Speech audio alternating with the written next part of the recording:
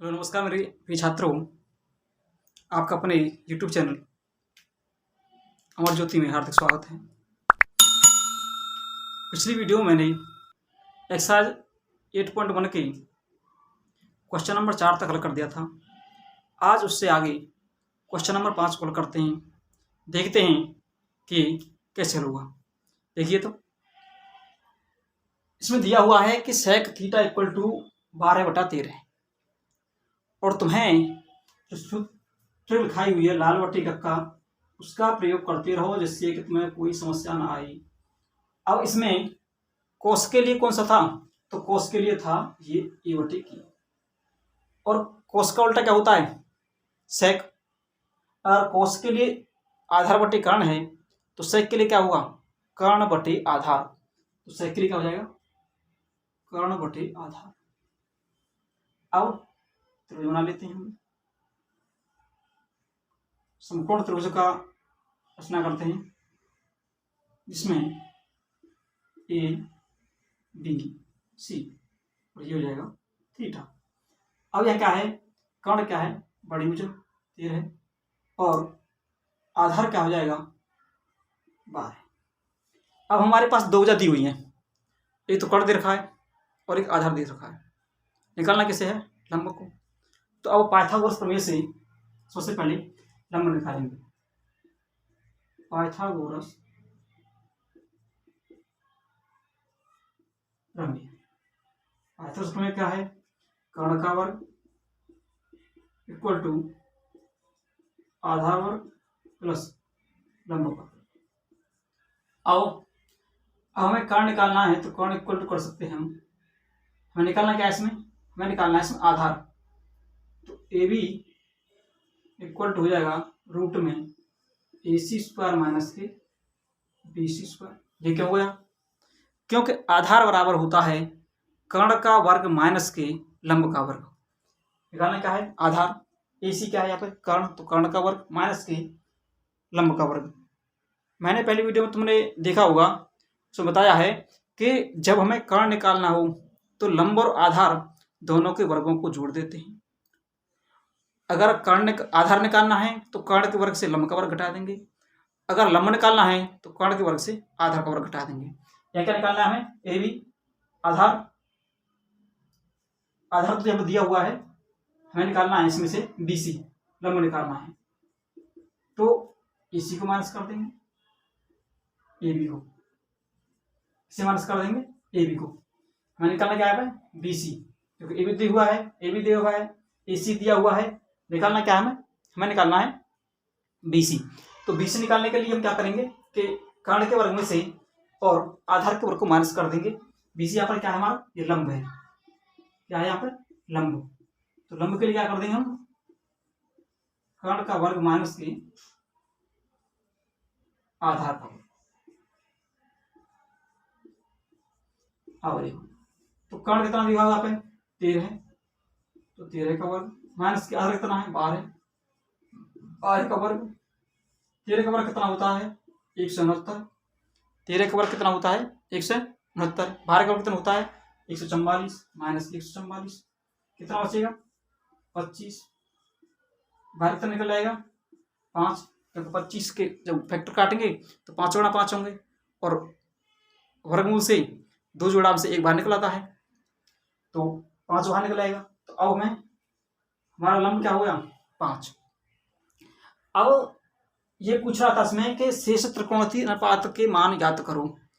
तो सेक दिया हुआ है, बाकी जो त्रिकोणमितीय अनुपात हैं उनके हमें मान ज्ञात करने। देखो तो सबसे पहले निकालते हैं हम किसकी वैल्यू साइन की।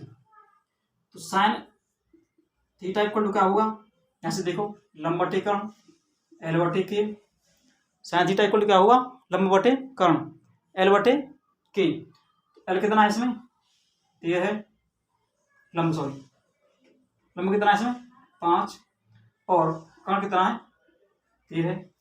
वहीं अगर कोस थीटा इक्वल टू क्या होगा तो कोस तो कर्ण का उल्टा सेक का उल्टा होता है। कोस क्या होता है कोस सेक का विपरीत होता है। तो कोस इक्वल टू क्या आ जाएगा 12/13।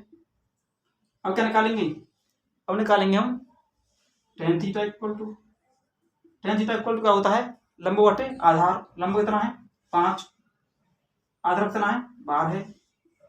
अब क्या निकालेंगे, अब निकालेंगे कोट थीटा। अब क्या निकालेंगे कोट थीटा। तो कोट थीटा क्या होगा, जो tan थीटा की वैल्यू है उसकी विपरीत कोट थीटा हो जाएगी, तो कितनी हो जाएगी 12/5।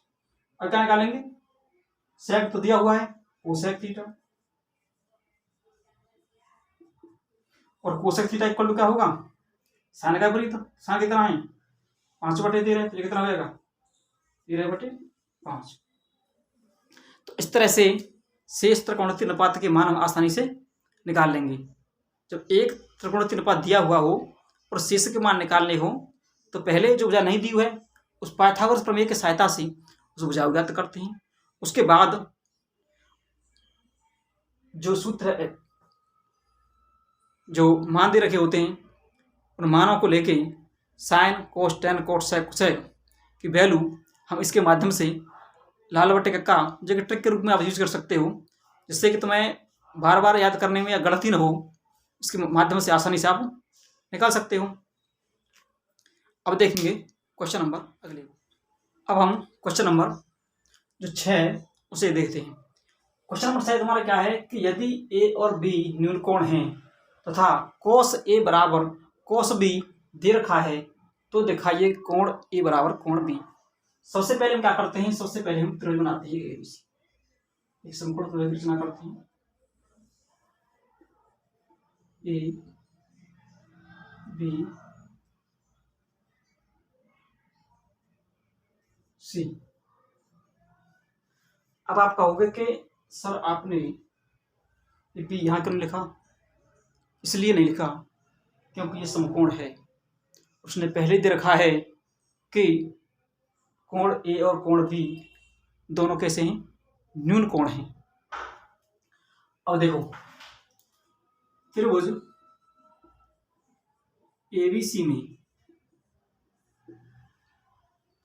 अब दे क्या रखा है, कोस ए बराबर कोस बी, ये दिया हुआ है, दे रखा है उसने कोस ए बराबर कोस बी। तो कोस ए बराबर क्या होगा, यहाँ से कोस ए इक्वल टू आपका वही सूत्र याद रखो जो तुम्हारा ट्रिक है। तो कोस इक्वल टू क्या होगी आधार बटे कर्ण। तो ए के लिए आधार क्या होगा एसी, ए के लिए आधार क्या होगा एसी, और बी के लिए आधार क्या होगा तो एसी बटे ए बी। वहीं अब अगर कॉस बी से देखें तो कॉस बी क्या होगा आधार बीसी बटे क्या होगा ए बी। अब ए बी से ए भी कट जाएगा, क्या बचेगा ए सी इक्वल टू बी सी। अब यदि किसी त्रिभुज की दो भुजाएं बराबर हों तो उनसे बनने वाले कोण भी कैसे होते हैं, बराबर होते हैं। यदि किसी त्रिभुज की दो भुजा बराबर हों तो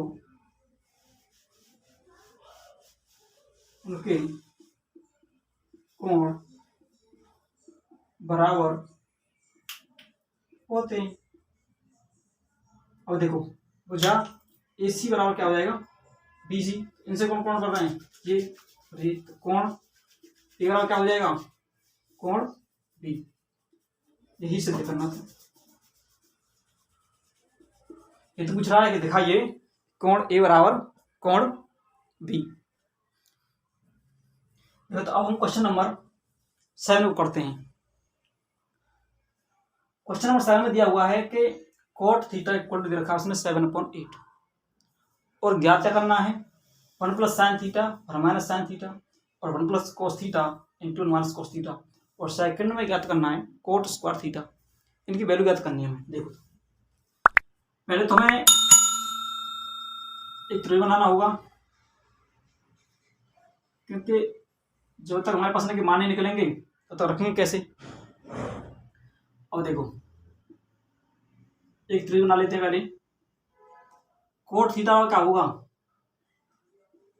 कोट थीटा बराबर क्या होगा, ये होगा ए बटे एल, मीन्स आधार बटे लंब। तो आधार क्या होगा 7 और लंब क्या हो जाएगा 8।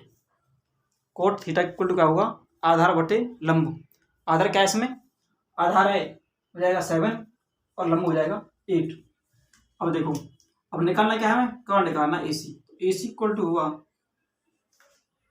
ए बी स्क्वायर प्लस के बी सी स्क्वायर, क्योंकि कर्ण बराबर होता है लंब का स्क्वायर बराबर प्लस के आधार स्क्वायर। अब ए बी कितना है 7 स्क्वायर प्लस के बी सी 8 स्क्वायर, कितना होगा ये 49 प्लस के 64।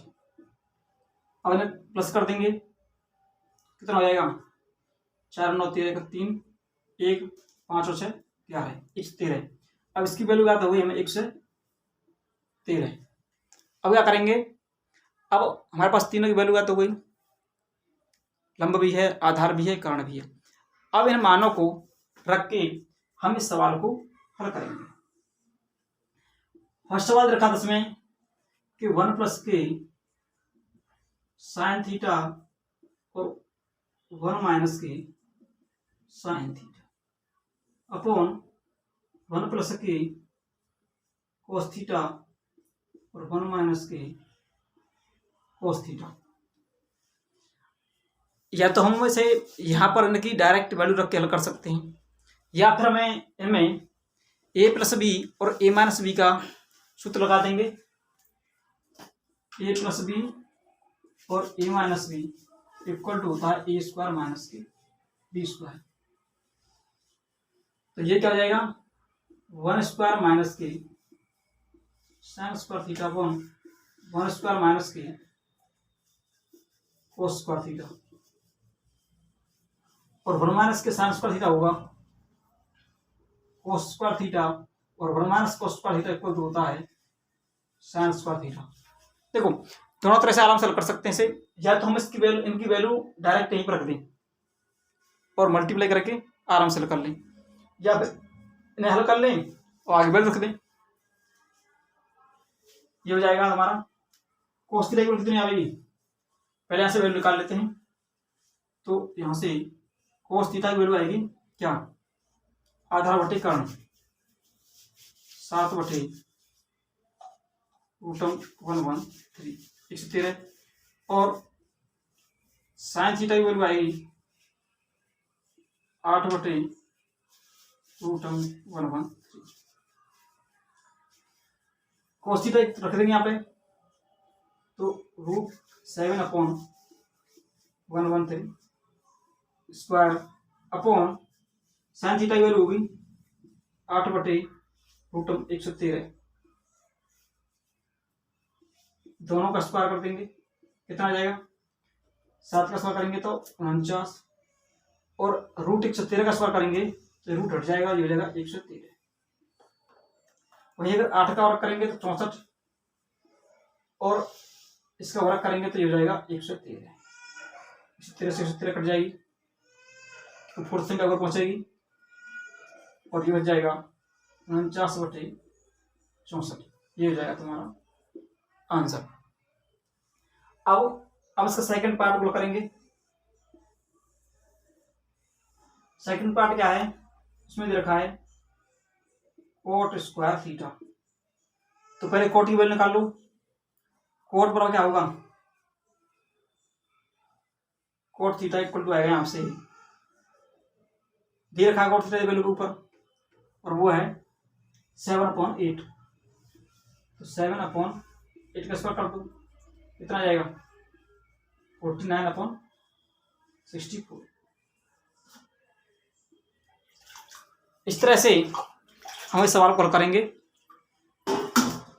सबसे पहले हम एक त्रिभुज बनाएंगे, उसमें जो भुजा दे रखी हैं उसके अलावा जो भुजा नहीं दे रखी है उस ऊर्जा को ज्ञात करेंगे पाइथागोरस प्रमेय के सूत्र के द्वारा। और पाइथागोरस प्रमेय से ज्ञात करने के बाद फिर हम साइन कोस की वैल्यू निकाल लेंगे। और साइन कोस की वैल्यू निकालने के बाद उस वैल्यू को हम जो सवाल दे रखा है उस सवाल में रख देंगे, या तो हम डायरेक्ट रख के वहाँ से हल कर लें उसे, या फिर इस सूत्र को हल करके ए प्लस बी और ए माइनस बी का सूत्र लगा के इसे हल कर लेंगे। और इसे हल करने के बाद इसमें वैल्यू रख देंगे, और वैल्यू रखने के बाद ये मान निकल आएगा। तो इस तरह से तुम्हारा क्वेश्चन कंप्लीट हो जाएगा 6वां। चलो तो अब हम क्वेश्चन नंबर 8 को देखते हैं। और क्वेश्चन नंबर 8 है कि 3 cot a इक्वल टू 4। तो जांच कीजिए कि 1 माइनस के tan square a upon 1 plus के tan square a equal to cos square a minus के sin स्क्वायर a है या नहीं। मतलब सवाल में ये सिद्ध करना है कि ये दोनों पक्ष बराबर हैं या नहीं है। 1 माइनस के tan square a upon 1 plus के tan square a equal to cos square a minus के sin स्क्वायर a, ये दोनों पक्ष बायां पक्ष दायां पक्ष के बराबर है कि नहीं, ये ज्ञात करना है हमें। और ये ज्ञात करना है हमें किसके माध्यम से, कोट ए की वैल्यू दे रखी है उसके माध्यम से। तो देखो सबसे पहले हम क्या करेंगे, पहले तो सब 3 को ले जाएंगे यहाँ से, ये मल्टीप्लाई में है तो कोट ए इक्वल हो जाएगा 4/3। अब समकोण त्रिभुज बनाएंगे A B C. Cot equal to क्या होता है, लाल बट्टी कक्का। देखो अब लाल बट्टी कक्का के माध्यम से हम कोट इक्वल टू देखेंगे क्या है, L/A होता है tan इक्वल टू। तो कोट इक्वल टू क्या हो जाएगा, A/L मीन्स आधार 4 और लंब 3। लाल बट्टी कक्का से L/A होता है tan के लिए, कोट के लिए होगा A/L। तो A कितना हो जाएगा, 4 हो जाएगा, और L हो जाएगा 3। तो आधार 4 और लंब 3। तो क्या करेंगे, अब वैल्यू निकालेंगे हम किसकी, कर्ण की। तो पहले हम कर्ण का मान निकालते हैं। तो AC इक्वल टू होगा रूट में AB स्क्वायर प्लस के BC square.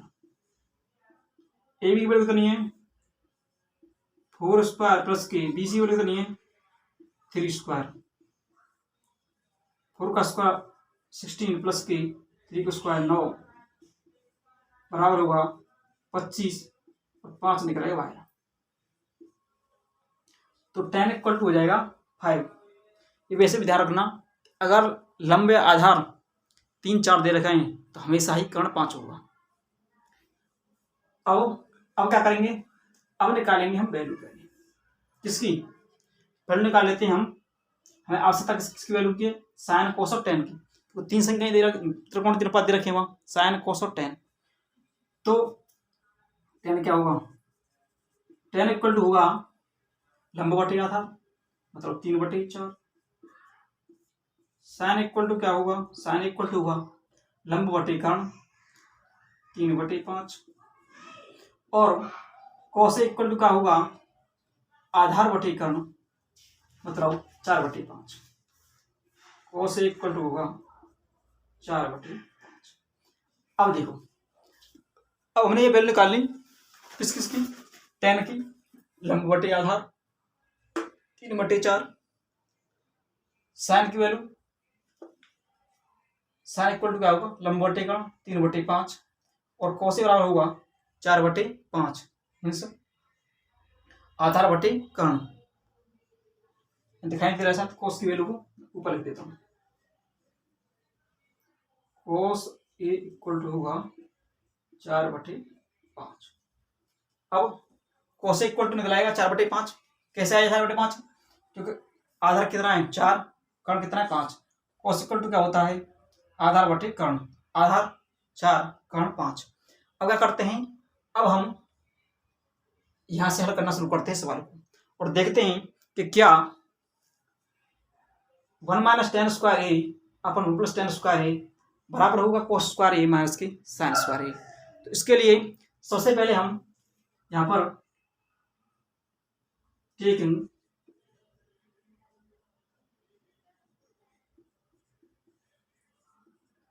LHS left hand side, बायां पक्ष। बायां पक्ष कौन सा? ये बायां पक्ष लेने पर बायां पक्ष लेंगे, ये क्या है 1 माइनस की tan square A upon 1 plus की tan स्क्वायर ए। 1 माइनस की tan square A equal to होगा 1 प्लस की 1 माइनस के tan square A upon 1 plus के tan स्क्वायर ए।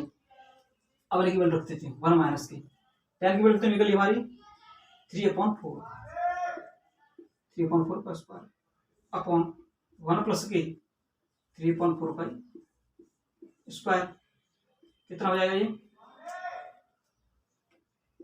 1 माइनस की 9/16 और 1 प्लस की 9/16। अब चल करेंगे 16 का 16 माइनस के 9/16 और 16 का 16 प्लस की 9/16। एलसीएम लेके इसके नीचे एक 1 मार लेंगे और एलसीएम लेके इसे हल कर लेंगे। तो ये कितना बच जाएगा, ये बचेगा तुम्हारा 16 में से 9 कितना बचे 7/16 और ये हो जाएगा 25/16। अब 16 से 16 कट जाएगा, कितना बचेगा 7/25। ये तुम्हारे बायां पक्ष आ गया। अब लेंगे दायां पक्ष।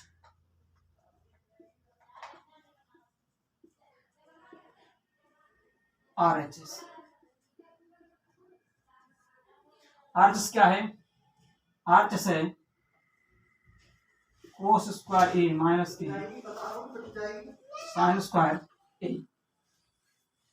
कोस स्क्वायर ए माइनस साइन स्क्वायर ए, तो कोस की वैल्यू तो नहीं है, कोस की वैल्यू है 4/5 का स्क्वायर माइनस के साइन की वैल्यू तो नहीं है 3/5 तो 3/5 का स्क्वायर। अब 4 का स्क्वायर करेंगे 16/25 माइनस के 3 का स्क्वायर करेंगे 9/25। कितना बचा 25 आ जाएगा एलसीएम और 16 माइनस के 9 कितना बचेगा यहाँ पे, ये बचेगा 7/25। अब देखा तो तुमने बायां पक्ष कितना आया था LHS 7/25 और दायां पक्ष भी कितना है 7/25। तो LHS बराबर क्या हो जाएगा RHS मीन्स बायां पक्ष बराबर होगा दायां पक्ष। अब क्या पूछ रहा था ये कि यह पक्ष बराबर है या नहीं है, तो हाँ है। बस हो जाएगा तुम्हारा क्वेश्चन नंबर 8। तो मैंने 8 तक क्वेश्चन तुम्हारे हल कर दिए हैं इस एक्सरसाइज के। और अगर तुम्हें ये वीडियो अच्छी लगे तो लाइक शेयर और कमेंट करके उसको बताएं और चैनल को सब्सक्राइब अवश्य करें, जिससे कि मैं तुम्हारे लिए ऐसी ही वीडियो आगे ला सकूं जो तुम्हारी पढ़ाई के लिए बहुत उपयोगी हो। धन्यवाद।